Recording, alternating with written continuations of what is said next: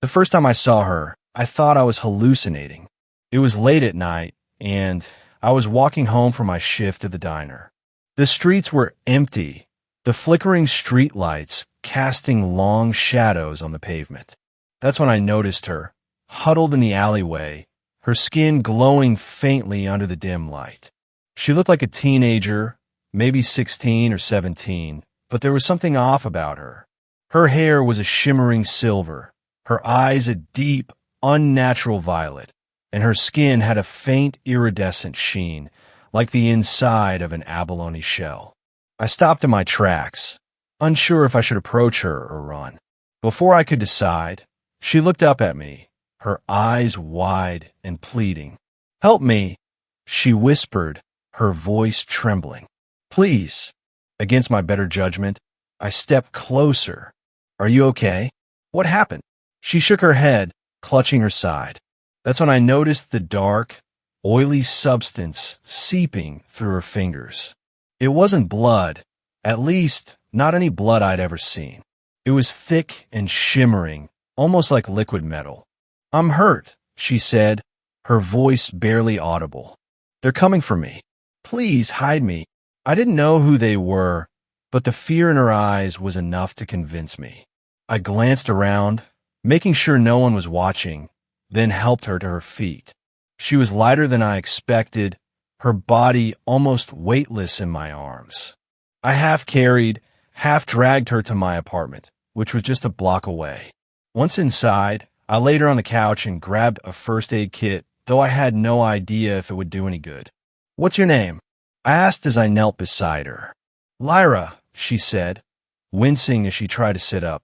"Thank you for helping me." I nodded, still trying to process what was happening. "What happened to you? Who's after you?" She hesitated, her violet eyes searching mine. "I'm not from here," she said finally. "I'm different. There are others who want to capture me. They'll stop at nothing to get what they want." I didn't know what to say to that. Part of me wanted to believe she was just some runaway with a vivid imagination, but the evidence was hard to ignore. Her skin, her eyes, the strange liquid leaking from her wound, it all pointed to something far beyond my understanding. Over the next few days, I did my best to take care of her. Her wound healed surprisingly fast, and by the third day, she was able to move around without much pain. She didn't eat much, just small bites of fruit and sips of water, but she seemed to grow stronger with each passing hour. We talked a lot during that time. She told me about her home, a distant planet with 2 suns and skies that shimmered like opals. She spoke of her people, a peaceful race that valued knowledge and harmony. But she also spoke of the ones who hunted her, a ruthless faction that sought to exploit her kind for their own gain. "Why are they after you?" I asked one evening as we sat by the window, watching the city lights flicker to life. She looked down, her silver hair falling over her face. "I have something they want," she said quietly. "Something they'll do anything to get." I wanted to ask what it was, but the look in her eyes stopped me. There was a sadness there, a weight that seemed too heavy for someone so young. On the 5th night, everything changed. I was in the kitchen, making tea, when I heard a loud crash from the living room. I rushed in to find Lyra standing in the middle of the room, her body tense and her eyes wide with fear. "They're here," she whispered.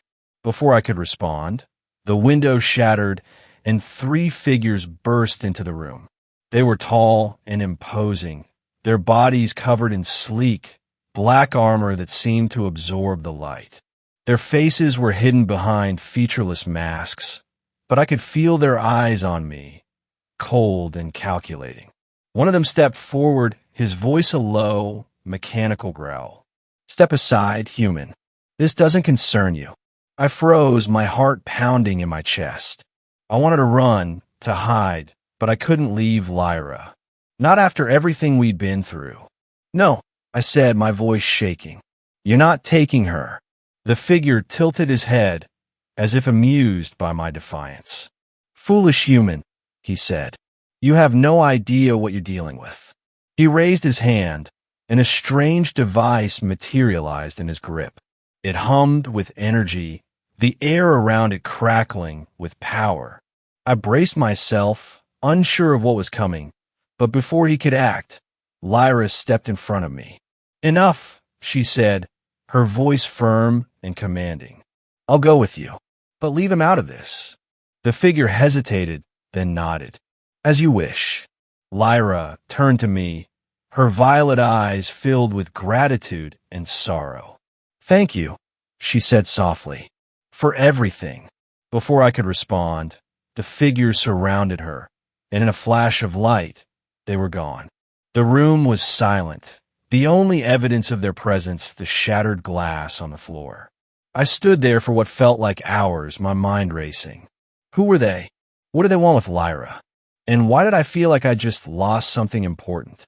The days turned into weeks, and life returned to normal, or as normal as it could be after something like that. I went back to work, back to my routine, but I couldn't shake the feeling that something was missing. I thought about Lyra often, wondering if she was okay, if she'd managed to escape. Then, one night, as I was closing up the diner, I saw her. She was standing outside, her silver hair glowing in the moonlight. For a moment, I thought I was imagining her, but then she smiled, and I knew it was real. "Lyra," I said, stepping closer, "is that really you?" She nodded, her violet eyes shining. "I'm sorry I left without saying goodbye," she said, "but I had to make sure they wouldn't come back for you." "What happened?" I asked. "Are you okay?" "I'm fine," she said. "Thanks to you." I frowned, confused. "What do you mean?" She reached out, her hand brushing against mine. "You saved me," she said. "Not just from them, but from myself. I was lost, alone, and you showed me kindness. You reminded me what it means to be alive." I didn't know what to say to that. All I'd done was help her when she needed it. It didn't seem like much, but to her, it meant everything. "I owe you, human," she said, her voice soft but sincere. "And I don't know how to repay you." I shook my head. "You don't owe me anything. I'm just glad you're okay." She smiled, a small, sad smile that made my heart ache. "Take care of yourself," she said, "and thank you for everything." Before I could respond, she stepped back, her body dissolving into a shower of light. I reached out, trying to hold on to her, but she was gone, leaving nothing but a faint shimmer in the air. I stood there for a long time, staring at the spot where she'd been. I didn't know if I'd ever see her again, but I knew one thing for certain. She'd changed my life in ways I couldn't fully understand. And maybe, just maybe, that was enough.